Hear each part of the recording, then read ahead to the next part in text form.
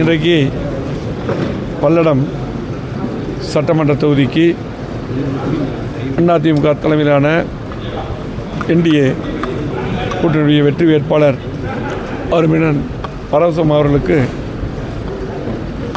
அதிக வாக்கு வித்தியாசத்திலே வெற்றி பெற செய்ய வேண்டும் என்பதற்காக இன்றைக்கி அறிமுக கூட்டம் நடந்தது.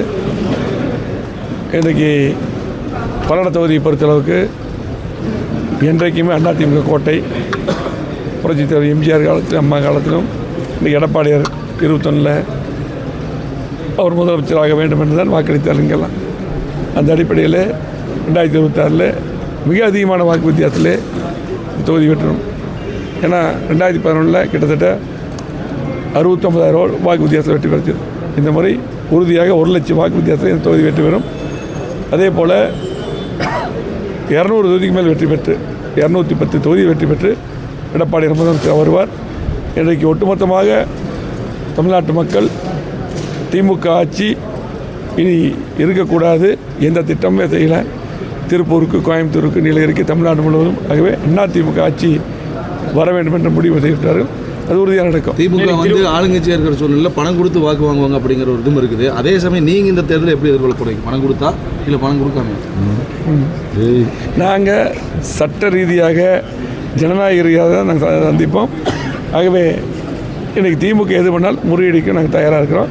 அது மட்டும் இல்லை, மக்களை பொறுத்தளவுக்கு நீங்கள் சொல்கிறதெல்லாம் பணங்கிறது ஒரு பொருட்டாக இருக்காது. இன்றைக்கி மக்களுக்கு சட்ட ஒழுங்கு நல்லா இருக்கணும், பெண்கள் பாதுகாப்பு முக்கியம், நல்ல திட்டங்களை கொடுக்கணும். கோவை மாவட்டம், திருப்பூர் மாவட்டத்துக்கு முக்கிய திட்டமான அத்திக்கடுவான திட்டம், ஃபஸ்ட் திட்டத்தை முழுமையாக எல்லா குளத்துக்கும் தண்ணி போகணும். 2வது திட்டம் வரணும். ஆனமலையார் நல்ல திட்டம் இன்றைக்கி பார்த்திங்கன்னா எடப்பாடி இருக்கும்போது கமிட்டி அமைச்சாங்க, அப்படி கிடப்பில் போட்டாங்க, அது வரணும்.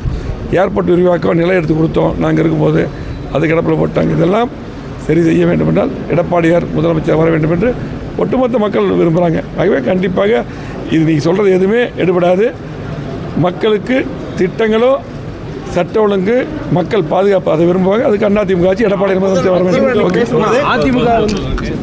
இன்றைக்கு பல்லடம் சட்டமன்ற தொகுதிக்கு அதிமுக தலைமையிலான என்டிஏ கூட்டணியுடைய வெற்றி வேட்பாளர் அருமையன் பரவசம் அவர்களுக்கு